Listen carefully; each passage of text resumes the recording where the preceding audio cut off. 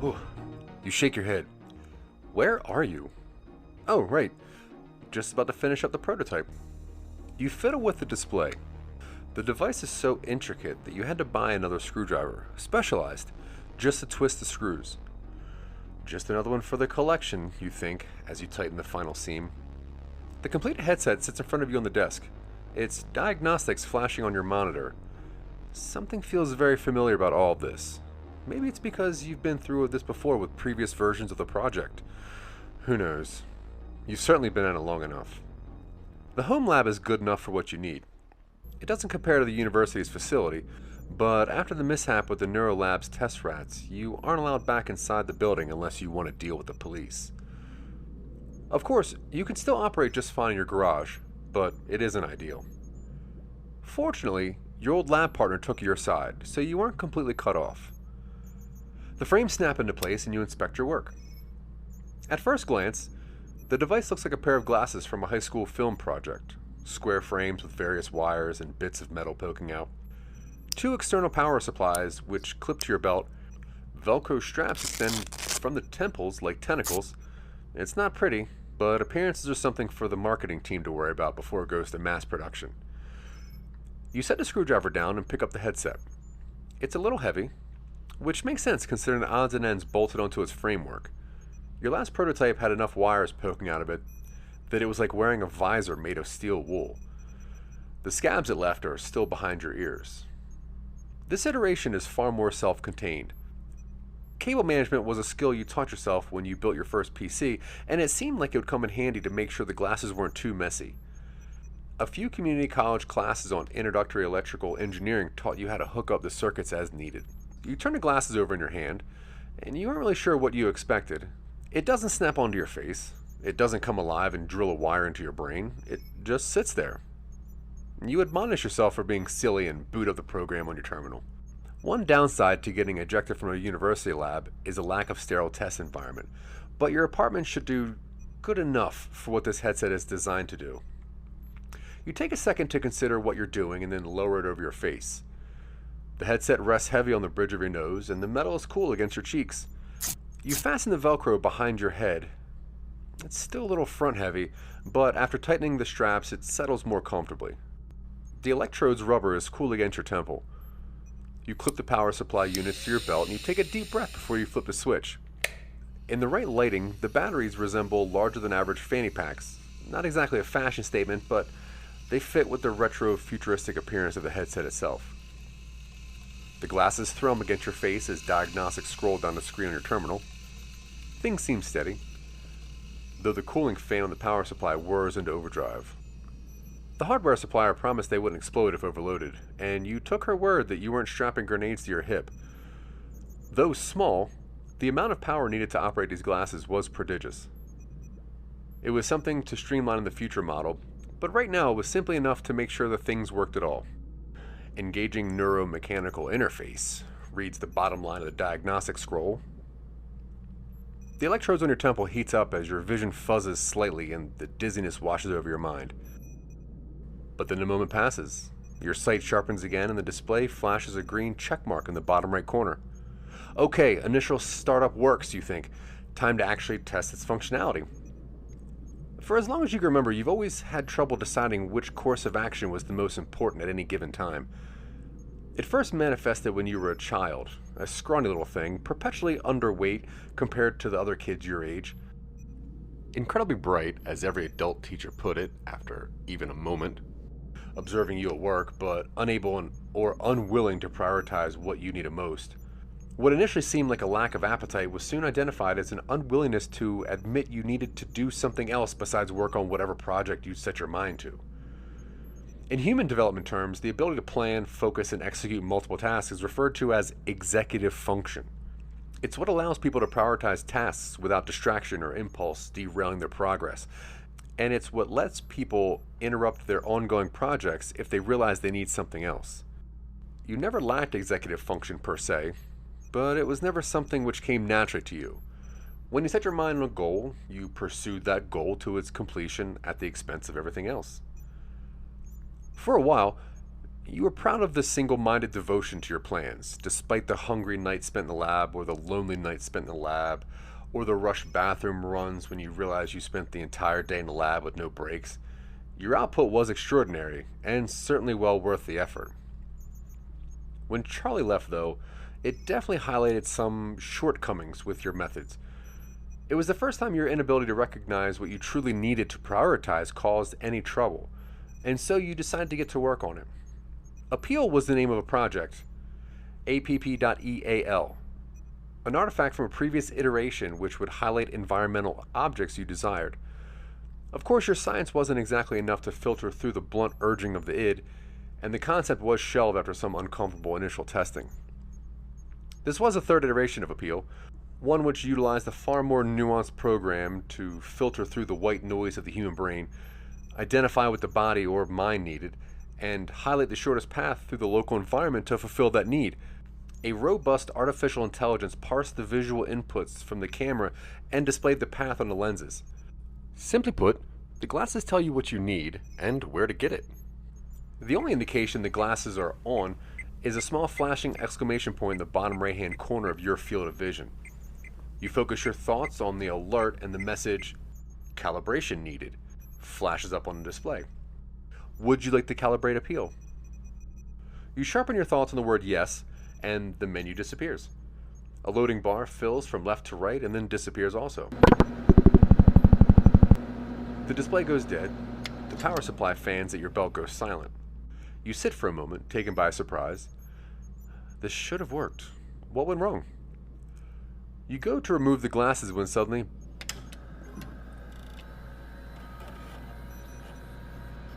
the power fans start up again, and green wireframe outlines the surface in your garage lab.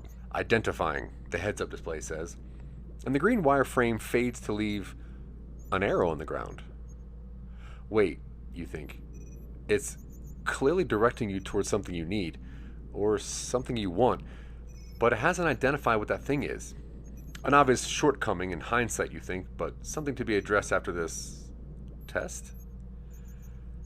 You stand from your chair curious, and the arrow in the ground pointed to the alleyway between your place and the neighbor's.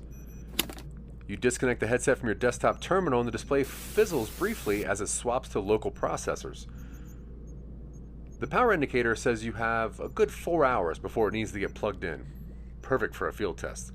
Your lab door leads to the pathway which connects your garage side door to your driveway. Your 2014 blue Subaru Impreza is parked there, and the arrow leads you up to its driver's side door. Where is it taking me? You think as you get into the vehicle and key the ignition. The lens displays shift from an arrow to a GPS screen of the local area, and the directions of the map are a familiar route you normally take when you go on your hikes.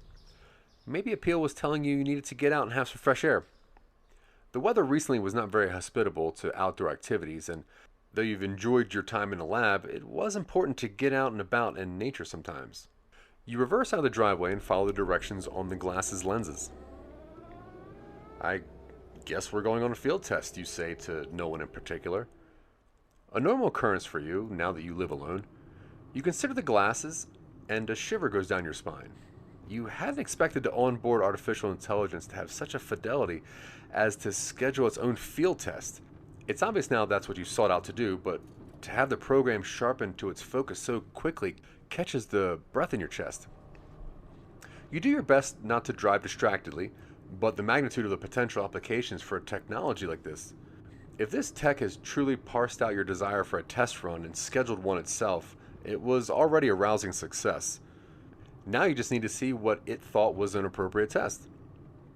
The GPS directions lead you to your favorite trailhead, a 2-mile out and back path up into the foothills outside of town.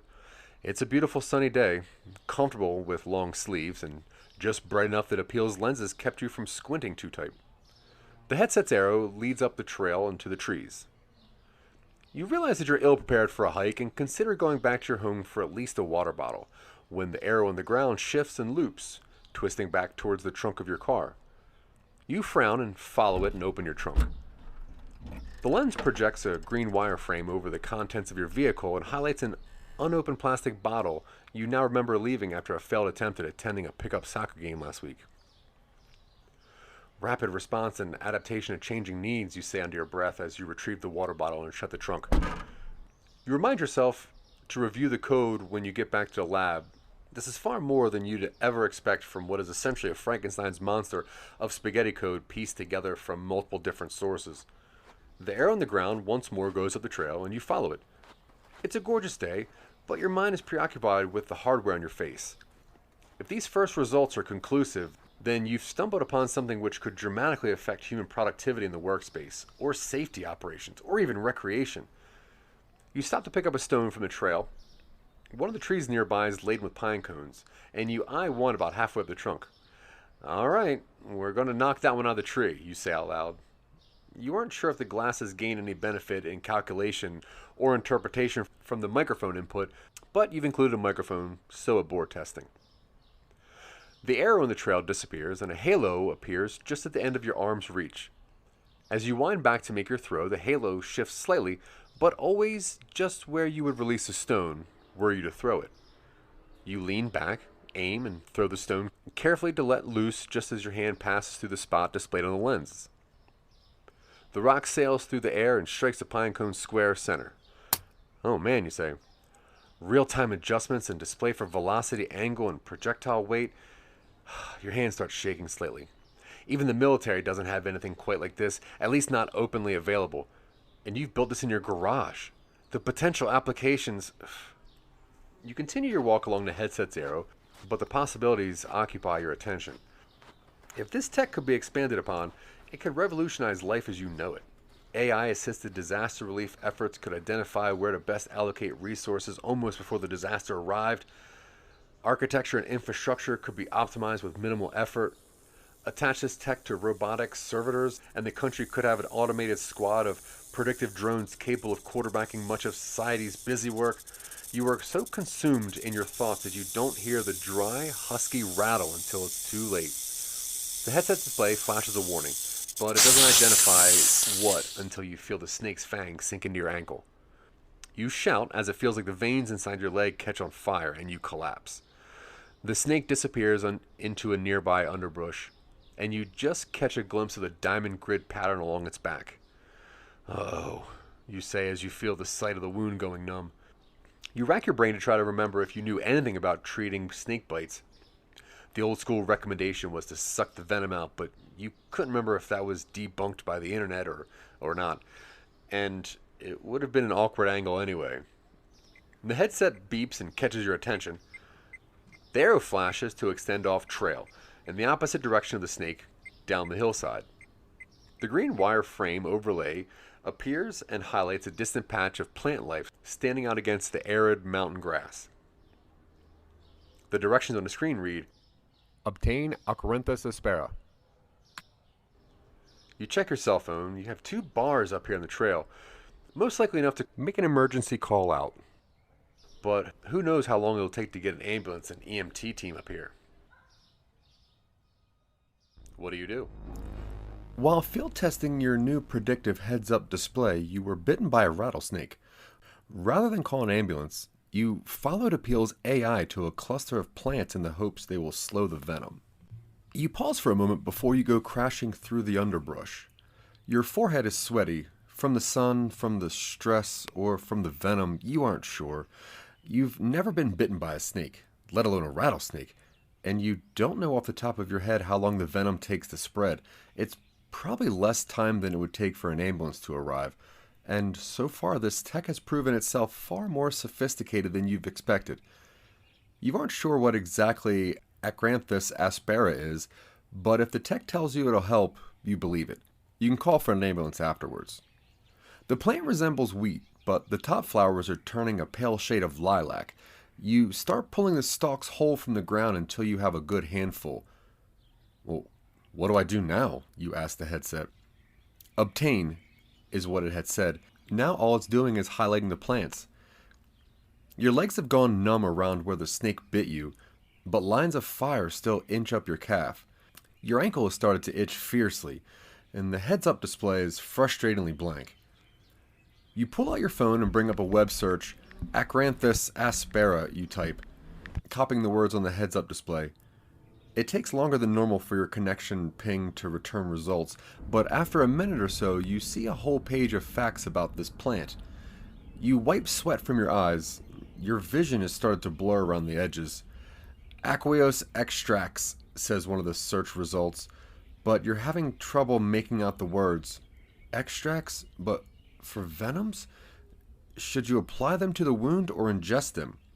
Would ingesting them activate it soon enough to counteract the venom? What do? After suffering a bite from a rattlesnake on a field test, the predictive AI in your program led you to a cluster of plants to save your life. Unsure of what to do, you've decided to ingest the plants to slow the venom. Aqueous extract sounds like it means the fluid inside the plant's fibers. Good enough to start. You ball up the plants, buds and all, and stuff the wad into your mouth. Chewing it is like chewing a hunk of grass. It's all you can do to choke it down, but you do. For a moment, you wonder why you bother trusting your tech so strongly. You put the headset back on. How much time did that give me? Calibrating, the heads-up display shows. Calculating, additional 6 hours gained until death. Recommending, ambulance call. You pause and realize your stomach has settled. Then the urgency grips you and you dial 911 on your cell phone.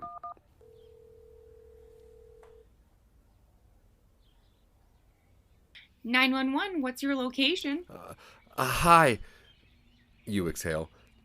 I'm at the Burning Mesa Trail and I've been bitten by a rattlesnake. All right, we'll dispatch an ambulance. Are you alone? Yeah, I am. Great. I'm going to ask you to stay right at your location. Are you at the trailhead or on the trail itself? I'm up the trail, maybe a mile, maybe a mile and a half. I'm not really sure. You wonder if they'll find you if you underestimate how far up the trail you went. Approximate distance to trailhead, 1.65 miles. The heads-up display shows unprompted. About 1.65 miles up the trail? You correct yourself. There's a pause on the other end of the line. Then, Okay, I'll inform the EMTs of your location. Now go ahead and apply pressure to the limb above the bite mark and try to maintain a low heart rate. Would you like me to stay on the line with you? you're struck by a feeling of deja vu when she asked you the question, but it must have been something Charlie asked you back on the night you moved out. No, that's okay, you say just like you did the other time. All right, the ambulance should arrive any minute. She says, and the line goes dead. You know she's lying. The trailhead is miles outside of town, up a winding road which goes into the foothills, but hopefully the plants in your stomach will do enough to delay the venom and ensure the EMTs can save you. You remove your belt and tighten it around your thigh, but you can still feel the pulse throbbing down the leg. It's a strange realization when you're this close to death that you truly don't want to die. Your thoughts turn to your parents. They never seem to fully support your chosen career of inventor. Your dad said once that a corporate gig as a mechanical engineer will be far more stable, and the inventions could be a hobby thing. But you knew from a young age that you were meant to change the world, and designing machining tools for a manufacturing plant wasn't going to do that. Your thoughts go to Charlie. You'd met her just after leaving your master's program, in line at a grocery store. A short joke, a slight jab over Charlie's grocery selections, and the next bit of banter secured a phone number and a bowling date. Things went well. You never dated much when you were younger, and by the time you started to care, your career was taking off and you had very little time to put yourself out there for others to pursue. Then Charlie came along, and you met someone willing to move alongside you, to make their own progress, someone with their own goals running parallel alongside your own. It was really, really good for a time. Then you grew too close and overcorrected. You shake yourself awake. You fell asleep. You've sweat through your clothes, and for a second you think that's why you've woken up. But then you hear footsteps and shouts. "Over here!" you croak. "Here!" It's the EMTs, and they work fast. Before you know it, you're set on a stretcher, and the cool shade of the back of an ambulance shelters you. There's a pinch at your elbow, and you try to resist as they lift the APP.eal headset from your neck. But they lower a mask over the lower half of your face, and you soon pass out.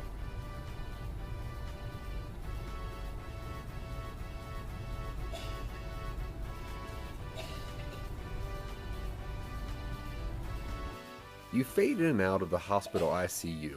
When you finally come to in a stable state, the doctor explains what treatment they administered, and you've mostly let it wash over you. The details you catch explain how the natural antitoxins in the plant held off the venom long enough for the hospital to save you. The doctor praises your quick thinking, and they leave you to recover in peace. The full weight of what they said isn't lost on you. You've survived due to plants. And the only reason you knew of the plants was due to the tech. Not only did it work, it quickly identified the swiftest, effective method of saving your life. These thoughts occupy your mind wholly as you're discharged from the hospital the next day. You walk with a slight limp, but it does little to slow you as you order a ride share to the trailhead in order to retrieve your car. The APP.eal headset is in your backpack, and you haven't put it back on yet, not until you're back at the lab. Your car has a parking ticket on the windshield, but it doesn't bother you. Petty fines like that are beyond your concern as you drive back to your apartment. You change into a fresh set of clothes and shower to wash the last day and a half from your skin. A microwavable meal does a good enough job to fill your stomach, and then you're back at the workshop. The APP.eal headset sits on the table as if it's the most important object in your existence. Its potential is obvious, but the brief foray into the outside world yesterday drained most of its battery. The program itself seemed to work fine. Your next step would be to stabilizing the power supply. But you haven't had a chance in months to restock your supplies. You aren't sure if you have enough cash on hand to make any substantial upgrades, but you certainly have time. Maybe you could better optimize the headset performance before you go out and spend more money on things. After suffering from a rattlesnake bite, you ingest plants which slowed the venom until the EMTs could arrive. After leaving the hospital, you contemplated the next step in APP.eal's testing and decided to invest more money into its development.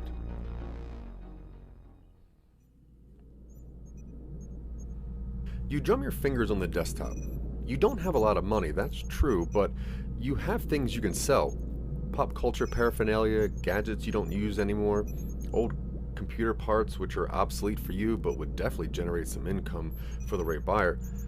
Time is something you have in abundance, so you might as well try raising some capital first. You set out to sell what you can. Local marketplaces in this city are all about pop culture, and your collection from past conventions is fairly expansive with some pretty rare pieces. It hurt to part with some of it. The first press EP from Nightshade Table, the signed Silicon Angels mug, your old textbooks which have minimal differences from the most recent editions. You're only mugged once. When you try to sell your superhero figurines to some guy in a King Soopers parking lot. After that encounter, you make sure you do business in safe locations, though it does slow you down a little bit. Eventually, you build up enough cash to purchase some prototype batteries from a Chinese manufacturer, and you port them over into the APP.eal's power supply. It definitely improves performance, though not by much. Still, it's something. You run an efficiency test and identify shortfalls in the actual consumption by the processor, so it's back to the computer stores. None of the online retailers can provide what you need in a time frame which makes sense.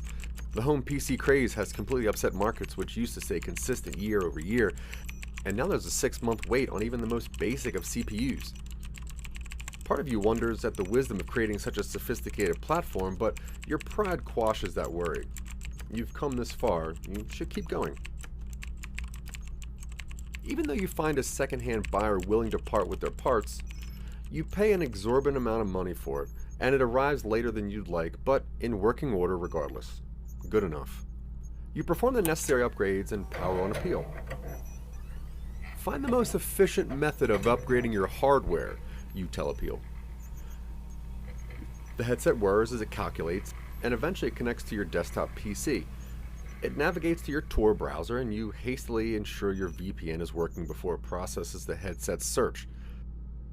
A black market website loads, and APP.eal displays the necessary search terms on the screen for you to follow.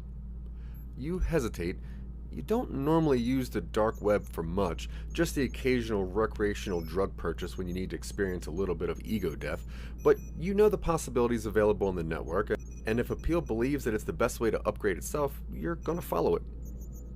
APP.eal navigates to some websites with Cyrillic script which you can't read, but apparently the headset can, and directs you to click a sequence of links.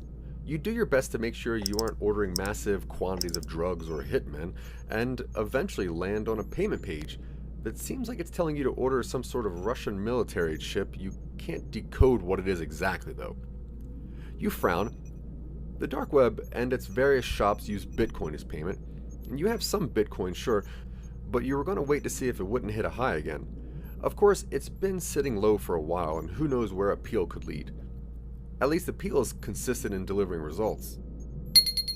You spend the Bitcoin and lean back. Nothing much to do now except wait.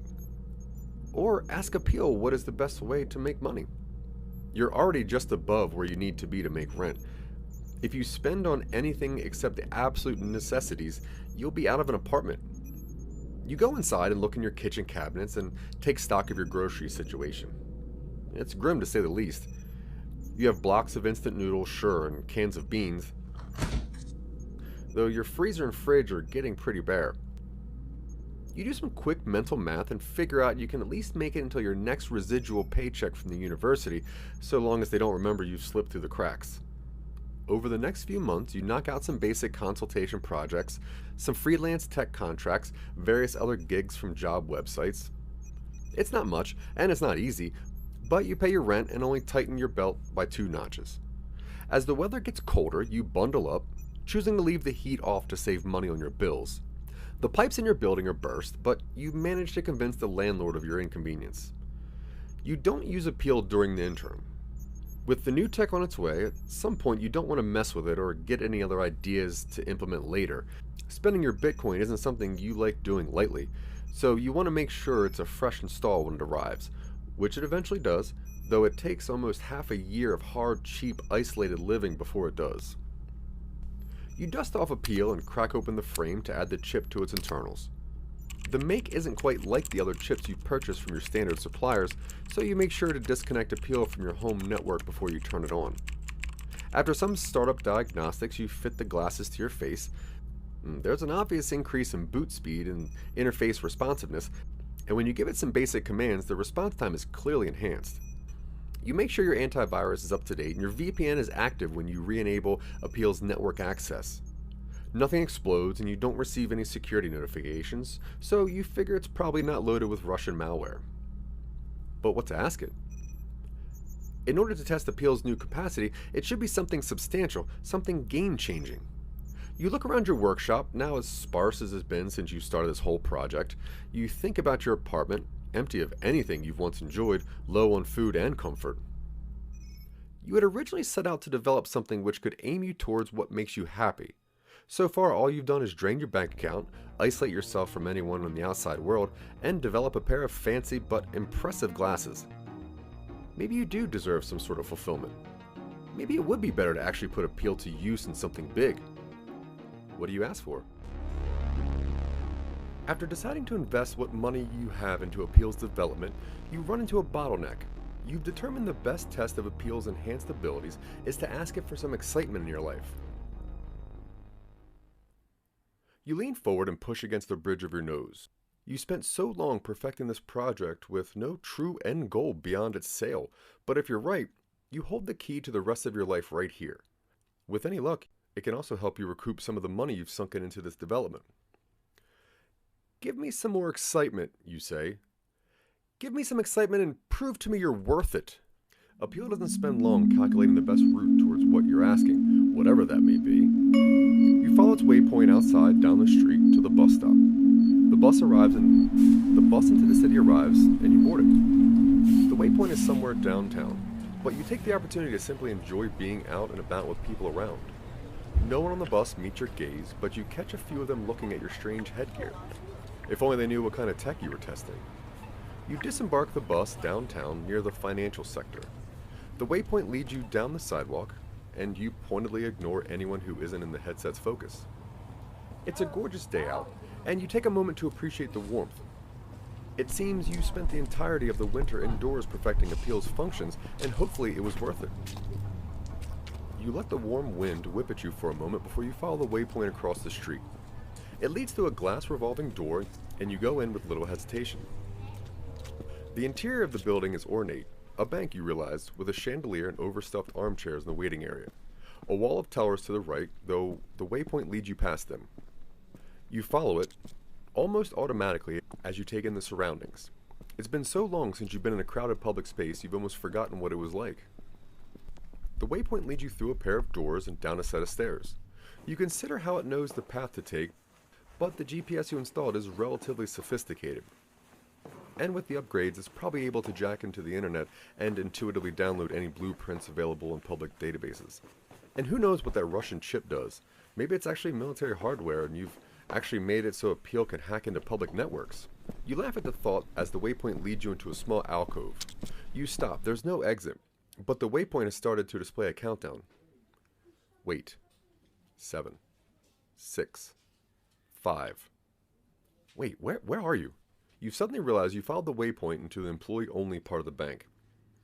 Not just that, but as you look out into the corridor, you realize you're just outside the vault itself. You almost panic. The waypoint finished counting down. 1. And it changes back to an arrow. You follow it and see that it's leading into the vault itself. Nope, you say to yourself and turn around. You ignore the waypoint and go back the way you came, towards the stairs. You're almost at the first step when you hear a voice shout from behind you. Hey, you stop! You run, taking the steps 2 at a time. There's a security guard at the top of the steps waiting for you, but the waypoint appears on APPeal's display and you dodge his nightstick and get past him. The action in the lobby pauses as you run through it, pushing past customers and out the revolving door. You don't stop running for at least 6 blocks, and then you duck into an alley, breathless. You use your phone to call a rideshare and take you back to your apartment. When you get home, you set APPeal on your work desk and collapse into bed, exhausted with adrenaline.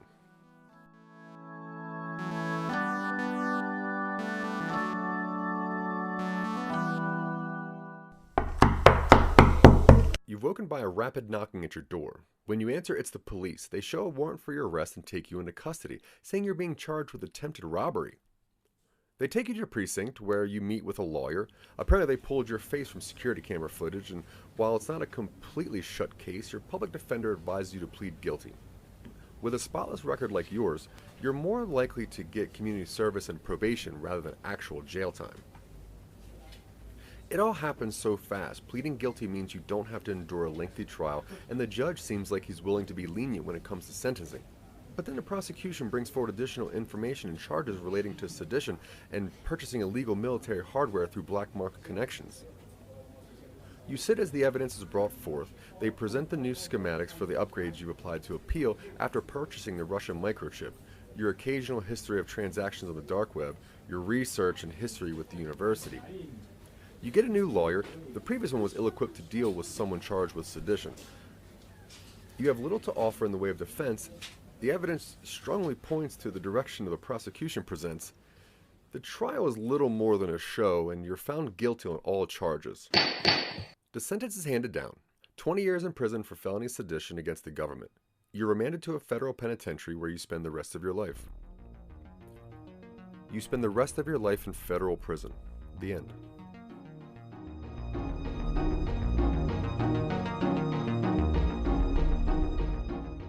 Hey, thanks for listening. You've just completed a run-through of Create Your Own Podventure, APPeal, an audio drama written and produced by some nobodies at Grimwise Studios in Boulder County, Colorado. CYOP APPeal was edited by Zach Wiseman, written by Dylan Terry, and directed by Zach Wiseman and Dylan Terry. The original score for APPeal was composed by Jared Allen Gleason. CYOP APPeal stars Zach Wiseman, Suzanne Grimmer, Harrison Webb, Kayla Four, and Michael Colby, with other voices provided by Dylan Terry. Think you might have missed some of them? Go back, you can find their characters along a different story path. The story for CYOP APPeal was first developed by Zach and Dylan on episode 7 of Talking Upstream, a weekly show hosted by some nobodies on the Pod TV and Scene Snobs networks. You can keep up with Some Nobodies by visiting www.somenobodies.com, and if you want to help support them, visit patreon.com/somenobodies. If you do, you you can add your name to the following list of supporters: Scott Curtis, Sarah Tkachuk, Tanya Sheck, and the Listener Podcast app, with a very special thanks to Jim Eade of the Eade Foundation. Please give CYOP.Appeal 5 stars on your favorite podcast platform, and visit facebook.com/CYOPod to show us which endings you discovered. To find the rest of the Some Nobody's family of podcasts, you can search for Silicon Angels, the Podcast, a podcast show, Talking Upstream, Twitching Upstream, or you can catch Zach and Dylan on The Real Boys on your chosen platform. Thanks for listening, and we'll see you again soon.